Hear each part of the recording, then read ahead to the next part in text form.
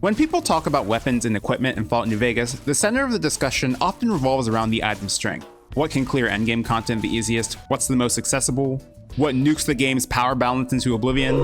I've gone over all these things once or twice on my channel, but right now I'm not interested in talking solely about meta stuff. Let's just discuss weird things in Fallout New Vegas. More precisely, the strangest, most unique, and most unusual weapons that are available in the game. Weirdness for weapons in New Vegas can come in all shapes and sizes. A weapon's numbers, its purpose, its effects, just what it is. The diversity of tools at your disposal is one of the things that makes Fallout New Vegas such a great game, even if some weapons are unconventional in use or quite honestly somewhat ineffective. But let's talk about an effective weapon first, the BB gun. No, not that BB gun, this BB gun. The Abilene Kid BB gun, located in Field Shack. I know, they look completely different. The normal BB gun has a damage of 4. The Abilene Kid BB gun also has a damage of 4. But base damage is not what makes the Abilene Kid BB gun special. While the normal BB gun has a critical damage of 4, the Abilene Kid BB gun has a critical damage of 70. Why does a BB gun do more damage than a .308 caliber sniper rifle on a critical hit? No clue, but I fucking love it. This gun is genuinely really good. I use it a lot in the early game of my New Vegas playthroughs because of how strong it is with sneak attack criticals. When you perform a sneak attack critical in New Vegas, it doubles the total damage of the attack, making it so that the Abilene Kid's BB gun critical damage is 140, at least. On top of that, it's silent, which means you can take down stationary enemies or groups of unaware enemies from afar. This thing can be so strong that it can one-shot Deathclaws with the right build and chems, on very hard difficulty. A warning I'd like to issue is you will have problems actually landing a shot if a target is moving around, since the gun fires actual BBs and the muzzle velocity on the BB gun is really slow. You can mitigate this by using VATS, but it's something to keep in mind. Hey, check out this gun. It's the flare gun. You find these around the Divide pretty commonly in the Lonesome Road DLC. Its damage is absolutely terrible. It deals 10 on-hit damage and 10 fire damage over 10 seconds, but it actually has a really cool and unique effect unlike any other gun in the entire game. It can make enemies flee. Now, the type of enemy that can flee is rather specific: abominations. A type of enemy that only has 4 creatures under its category: centaurs, night stalkers, tunnelers, and the most noteworthy one, deathclaws. Yeah, the flare gun can actually make deathclaws flee, putting them into a state where they try to run away from you and don't attack at all.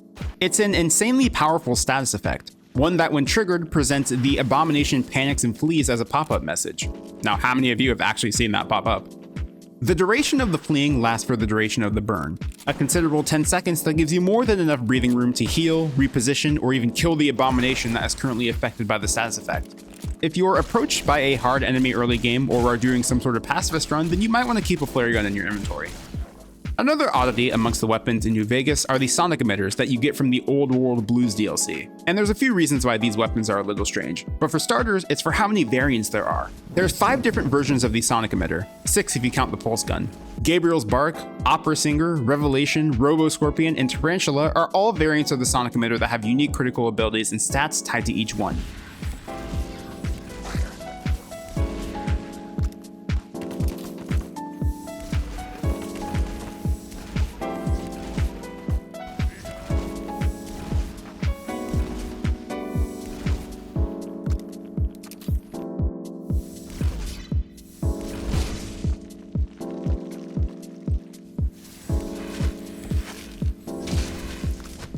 Fun fact, the Tarantula version of the sonic emitter that does fire damage on crit is listed as a fire-based weapon, meaning it gets a 30-point boost to damage if you have the Pyromaniac perk, making it the hardest hitting energy pistol in all of the game, even if all the other energy pistols have their corresponding damage boosting perks. There is an additional thing that makes these sonic emitters strange, and you probably already noticed it from what you've seen previously, but that's the way it actually delivers damage: its projectiles. These sonic emitter variants, including the pulse gun, are the only weapons in the game that fire sonic waves at the enemy, and this is why I don't really like to use the sonic emitter that much. The effects of the emitters range from solid to amazing, but they just fire so off-puttingly. They have a charge-up time, a rather slow projectile, and very poor range. If you use this weapon in VATS, I'm sure that mitigates a lot of the weapon's firing style, but if you've ever watched any of my videos, you would know that I virtually never use VATS. So this weapon, like plasma weapons, I stay away from, and I'd probably recommend the same if you are a fellow non-VATS user, but if you do use VATS, then these guns will definitely get you pretty far. Now that I've listed some pretty useful weird weapons, let's talk about an abysmally dogshit weapon. The Lonesome Road's Arc Welder is a strange weapon because it fires very oddly and is the only weapon in the game with its firing style. At a very short distance, it projects an electrostatic beam that has 8 damage ticks a second. It sounds cool, but man, this gun is fucking terrible. First off, it's completely unusable against any reasonably difficult enemy that isn't a robot or wearing power armor. The base damage of the weapon is 8 if you aren't using it against the aforementioned robot or person in power armor. If you are, the Arc Welder does an additional 8 or 4 damage respectively. On paper, it's actually not that bad, but there's another problem that stems from the weapon's terrible range. Like the sonic emitter, you have to get uncomfortably close to an enemy to make use of the Arc Welder, and range is one of your biggest advantages in Fallout New Vegas.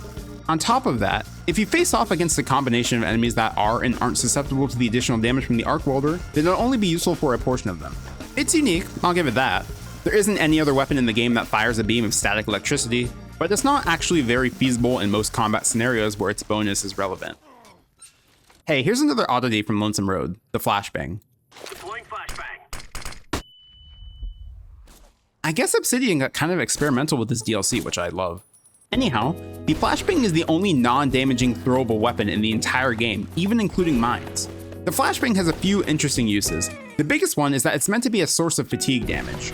Any creature caught in its radius takes somewhere between 25 and 100 fatigue damage, which actually isn't that much. For reference, most humanoids in the game need to take around 250 fatigue damage to get knocked out, so you'd have to use a small handful of flashbangs in order to actually achieve this goal. But the flashbang has some weirder and arguably more impactful effects too. Anyone caught in the radius of the flashbang loses 50 points to all weapon skills for 10 seconds. Now the duration isn't that long, but if you had 100 in a weapon skill, your combat efficiency with that weapon just got reduced by 50%. If a creature has 50 or below in a weapon skill, then you just set that weapon skill to 0 if you hit them with a flashbang. Be careful though, because flashbangs can actually affect you too. If you throw one and are too close to the blast radius, you'll suffer the effects like any other creature would. There is an additional usage that flashbangs have that is unique to Lonesome Road, wherein that flashbangs have a 25% chance to frenzy tunnelers.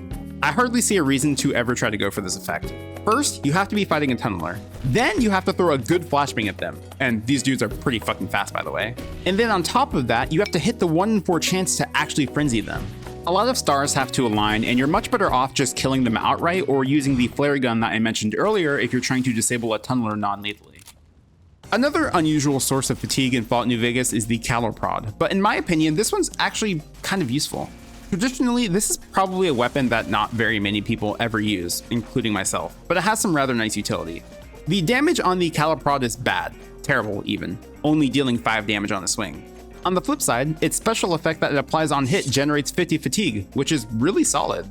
If you build your character to have a high attack speed, you'll generate this fatigue really quickly.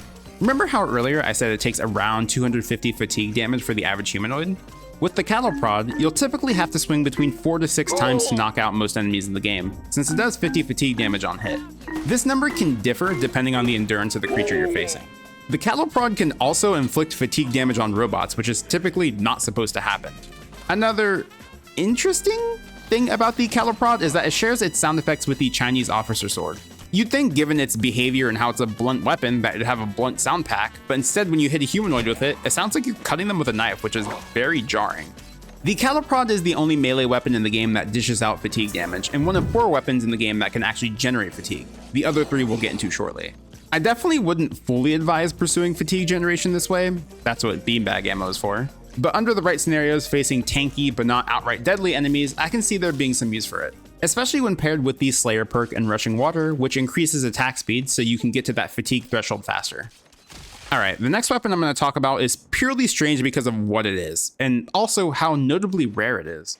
The rolling pin is a weapon that definitely sticks out as an oddity amongst its other melee weapon counterparts, both in shape and acquisition. To start, well, it's a rolling pin, one of the more distinctively innocuous Fallout New Vegas melee weapons alongside a dress cane and a sign for Nuka-Cola. There's nothing special about the rolling pin's damage. In fact, if there is anything special about it, it's how terrible it is.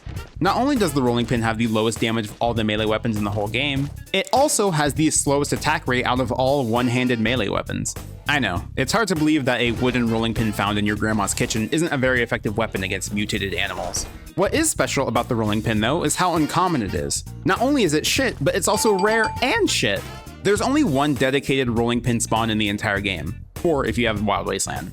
The standard spawn you'll find is located in Novak, on top of Cliff Briscoe's refrigerator. The other 3 pins are located on the 3 members of Mod's Muggers when you exit Cerulean Robotics with the Wild Wasteland perk. It's a pretty funny joke weapon, and beating people to death with it is a nice gag, but outside of its comedic elements, there is absolutely no value in the rolling pin. It can't even be used to make any food items or anything of the sort. This next set of weapons will come in a trio because they're all under the same category and function the same. The boxing gloves, golden gloves, and boxing tape are the 3 other weapons in the game besides the caliprod that inflict fatigue damage on hit. Immediately, you'll notice that 2 of these weapons are actually practically designed to stop how much damage you inflict to somebody, and the other is just tape that you wrap around your hand.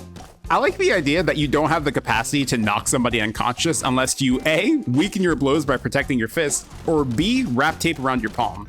As you would expect, these weapons don't really do any damage. Both pairs of boxing gloves deal literally 1 damage, and the boxing tape does 4 damage. I know, a huge increase.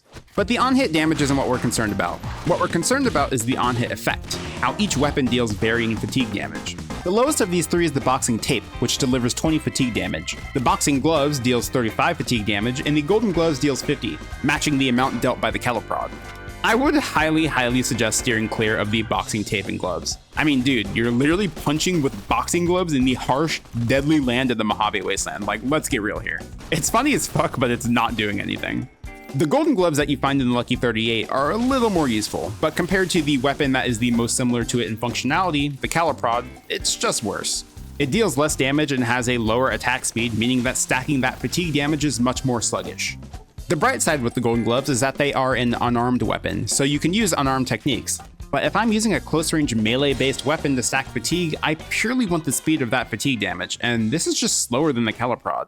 Still, running around like a crackhead socking people in the jaw with boxing gloves in the streets of Freeside is pretty funny. Another unconventional unarmed weapon is the dog tag fist, and its unique variant, the Recompense of the Fallen. An amusing concept for an unarmed weapon, the dog tag fist is literally just 3 dog tags between your fingers that you clock somebody in the head with. In-game, the damage is what you'd expect. It's on the low side. The normal dog tag fist deals 20 damage, and the Recompense of the Fallen deals 25. There's nothing special about these weapons statistically. No special effects or anything of that kind. Just a low power couple of weapons. What's really weird though is the acquisition. While the Recompense of the Fallen you find in Cottonwood Cove, the dog tag fist takes 20 NCR dog tags, but when you make it, you only have 3 on each hand. Where did the other 14 dog tags go? Just lost to Sovngarde or what? The final weapon I want to talk about isn't yours. You can't have it. Actually, you can't have it. It's an NPC's weapon. Josh Graham's melee weapon, Joshua's Pistol Weapon 45 that he uses, is so unique amongst all the weapons in the entire game. He uses his own pistol to beat people to death with. Contrary to all the other followers in the game who have some sort of backup melee weapon, Arcade Gannon who has a Ripper and Boone who has a machete for example, Josh Graham literally just puts the barrel of the gun in his hand and knocks people the fuck out with the grip. It's so badass and out of place amongst literally all the other weapons in the entire game that it deserves recognition. If you're on PC, you can actually use Josh's Pistol Weapon 45 if you have console commands, and it's an okay weapon. I mean, come on, you are literally just using the grip of a pistol to attack people with. It does 20 damage, attacks at a reasonable 2.3 times a second. It's not amazing, but it is a cool weapon. Also, another weapon that you can find in the console commands of Fallout New Vegas is this thing.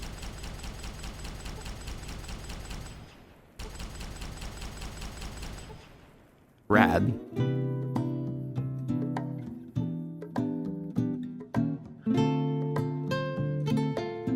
If you enjoyed the video, consider subscribing so that I know I should keep talking about this absolutely crazy game. Also, if you want, you can follow my Twitch stream to come chill whenever I go live. Links in the description. That's gonna do it for me though.